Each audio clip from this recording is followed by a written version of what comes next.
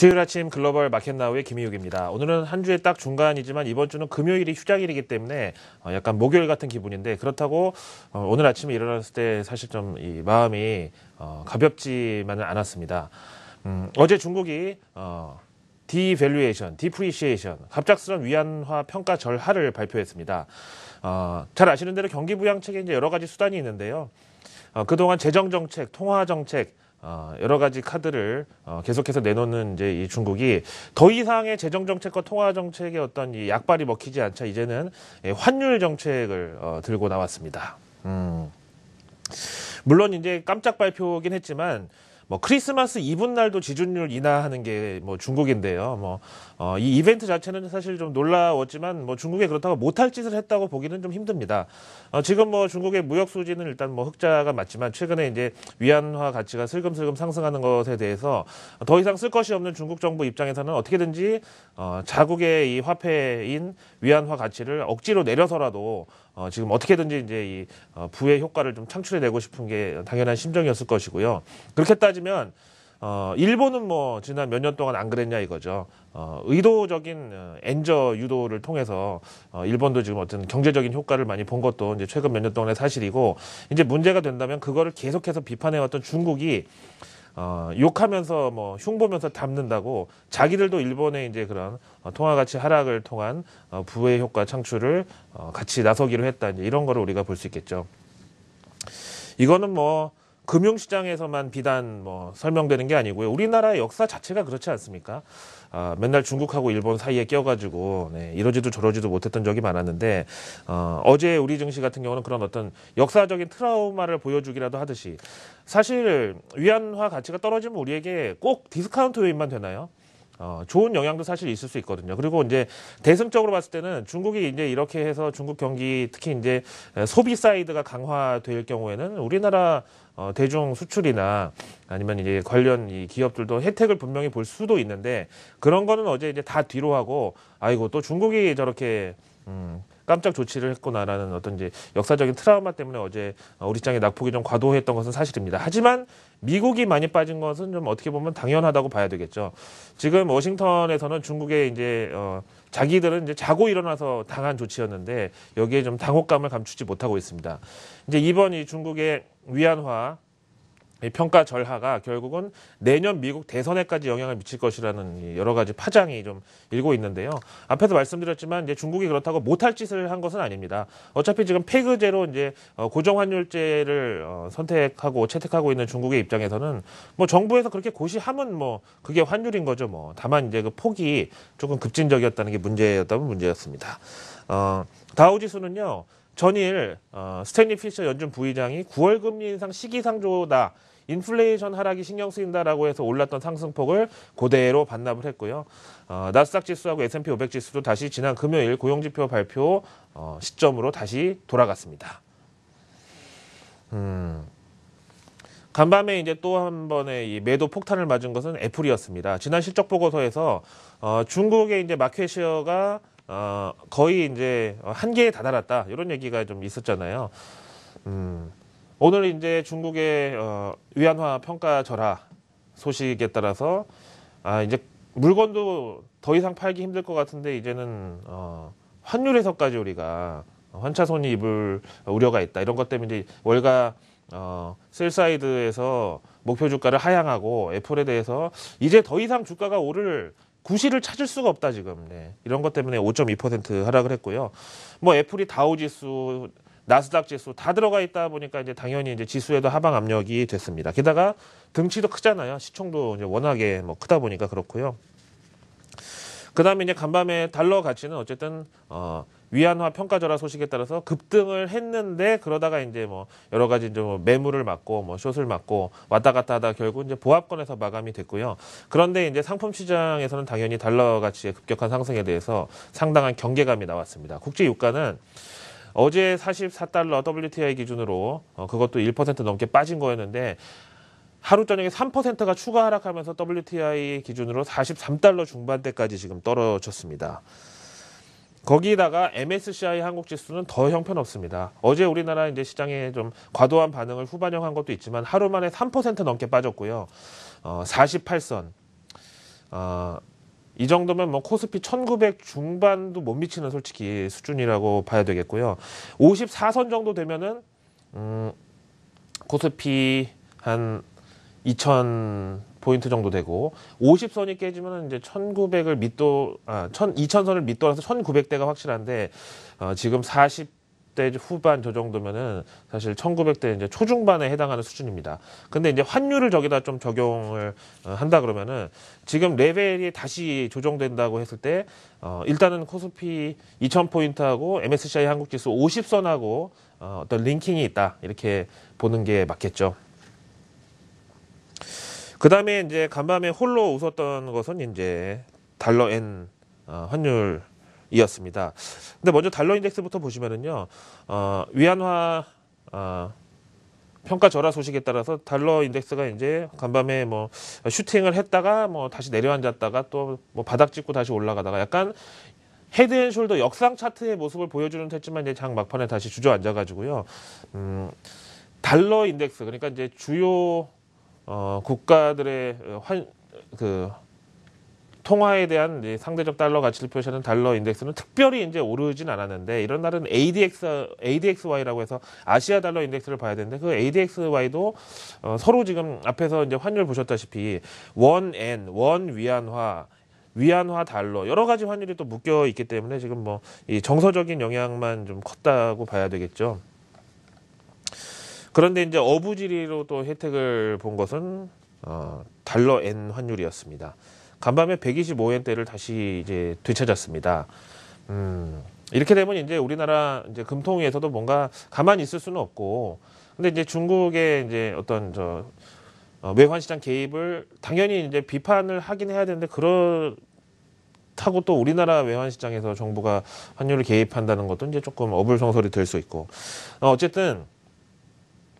올해 2015년 여름은 그야말로 정말 잔인한 여름이 아닌가 이런 생각이 듭니다. 메르스라는 전염병, 유럽, 일본, 중국 하여튼 우리가 이 주식시장에서 전형적인 악재로 취급하는 모든 악재가 올 여름에 한 번씩 다 지금 돌아가면서 있고요. 게다가 연준 금리 인상이라는 이 대명제까지도 올 여름에 또 유행을 했었죠. 그래서 잔인한 여름이라고 말씀드리고요. 자, 중국 인민은행의 입장이 뭔가를 아주 좀 행간의 의미를 뜯어볼 필요가 있는 날이라고 생각하는데 인민은행 기자 브리핑 내용을 이제 영화판으로 올라왔더라고요. 요거를 이제 중요한 내용만 좀 읽어보겠는데요. 질의응답식의 어떤 스크립트가 되겠습니다. 먼저 갑자기 환율 인상을 지금 왜 했느냐? 위안화 평가 절하가 뭐 환율 인상이잖아요. 그리고 말씀드렸다시피 이제 중국은 아직까지 이제 고정 환율제와 자율 환율제 중간 정도 이제 페그제, 그러니까 이제 고시하는 식의 그런 환율 제도를 채택하고 있기 때문에 그냥 정부에서 오늘부터 이 환율 따르세요 하면 그냥 따르는 거거든요. 근데 이제 왜 갑자기 이제 발표했느냐에 대해서 약간 미국의 이제 달러화를 가장 신경을 썼다라는 약간 그런 분위기를 주고 있는데 미국 경제는 회복되고 있지 않느냐.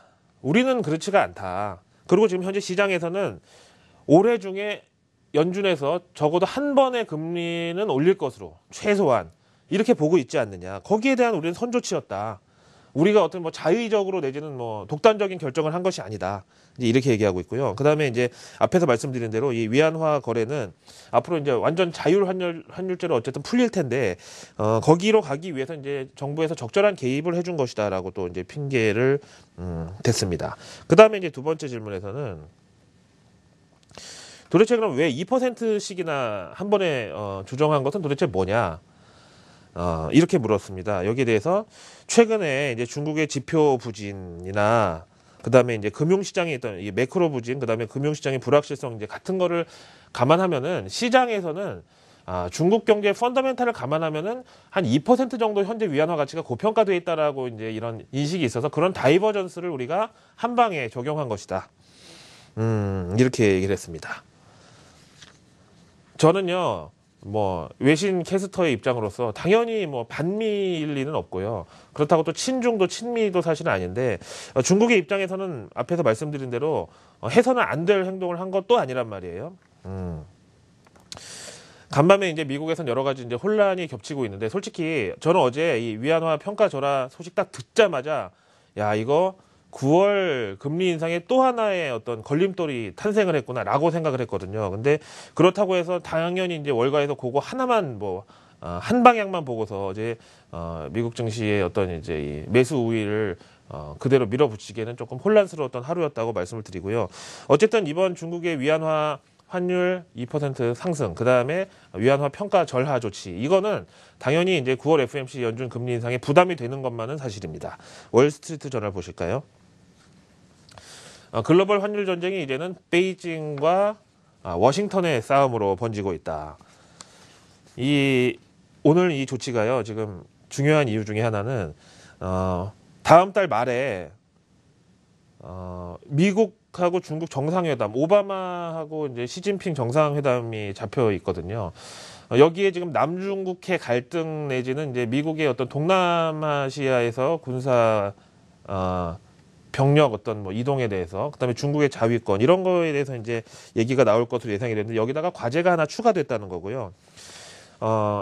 그런데 이제 뭐든지 득과 실이 있고 작용이 있으면 반작용이 있고 뭐 발상이 있으면 역발상이 있는 것처럼, 오히려 이런 환율 문제가 끼어들므로 해서 중국과 미국 간의 어떤 영토 분쟁이나 이런 기존에 좀 껄끄러운 이슈는 조금 뒷전으로 물러설 수도 있는 거죠. 그렇죠? 그다음에 이제 여기서 언급하기를, 직접적으로 한국의 원화하고 브라질의 해알화는 좀 영향권에 들어갔다. 지금 이런 평가가 나와 있고요. 그 다음에 이제 중국이 한동안 일본의 그 엔저 정책에 대해서 이제 비판을 했는데, 그러다 갑자기 그럼 우리도 할게 하고 맞불 작전에 들어갔단 말이에요. 근데 일본의 엔저 비판은 사실 중국의 어떤 이제 단독의 입장이었지, 미국은 여기에 힘을 실어주지 않았단 말이에요. 그러면 일본의 엔저는 미국이 은근히 용인해주고, 중국의 위안화 평가 절하는 미국이 과연 어떻게 입장을 나타낼 것이냐, 이중적인 전략으로 갈 것이냐, 아니면은 이것도 역시 용인할 수밖에 없는 그런 상황이냐고. 그 다음에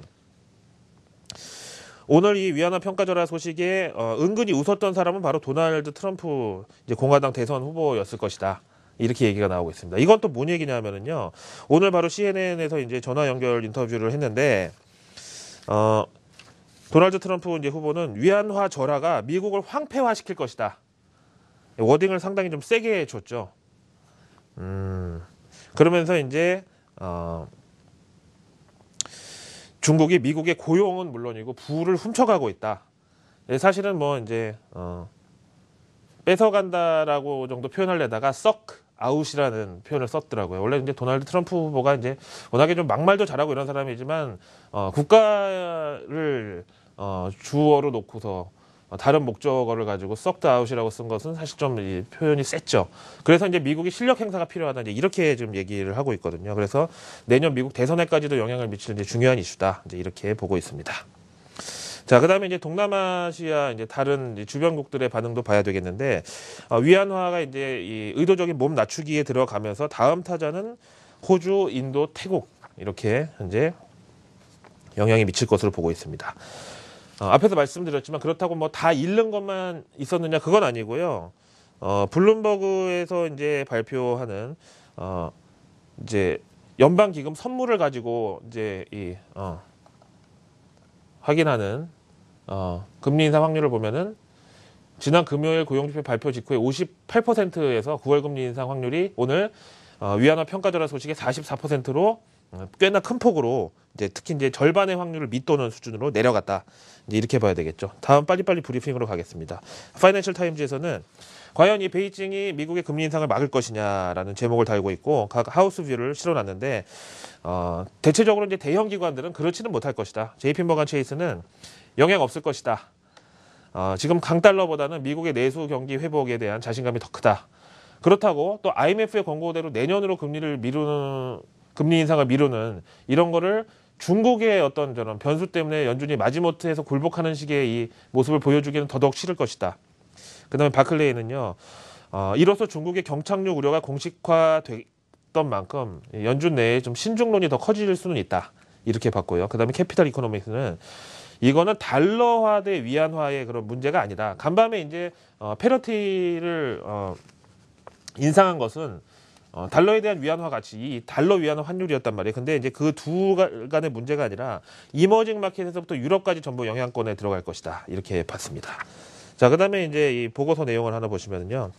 결국은 위안화하고 연준의 이제 이 싸움에 있어서 위안화가 1승을 추가했고, 앞에서 보신 대로 연준이 올해 금리를 최소 한 번은 올릴 것이라는 게 시장의 컨센서스이기 때문에 우리가 선제적 대응에 나선 것이다라고 했잖아요.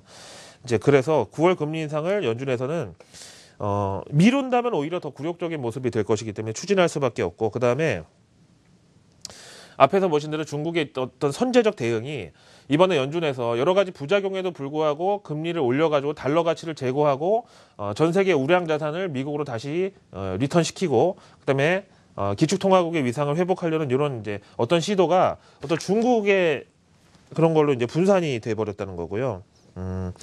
그래서 이제 미국 연준에서 유도한 이런 이 조치에 대해서 걸림돌이 하나 탄생을 했다. 이제 이렇게 봤죠. 달러 위상 회복, 그 다음에 어떤 이 웰스의 리턴, 이런 게 이제 걸림돌을 맞이했다. 그게 바로 이제 인민은행의 어떤 조치였다는 겁니다. 자, 이번 주는 이제 금요일날 휴장이기 때문에 오늘 내일만 지내면 된다고 하기에는 마음이 무거운 아침입니다. 이럴 때는요, 약간 좀 샤머니즘이 좀 도움이 될 때도 있잖아요. 근데 이건 샤머니즘은 아니고 통계에 기초한 거라서 좀 준비해봤는데요.